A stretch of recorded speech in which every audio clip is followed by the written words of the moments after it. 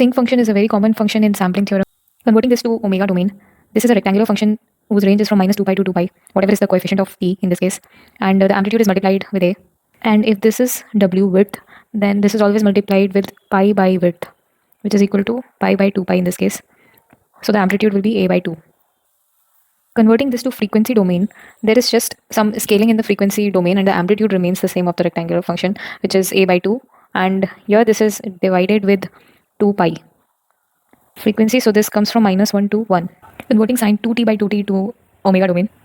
Again, this will be from minus 2 to 2, whatever is the coefficient of t. And the amplitude will be pi by width. This is the width.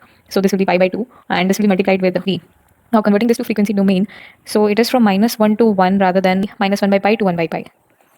And there will be no change in the amplitude. So based on this information, try to solve these two questions which are asked in the previous years.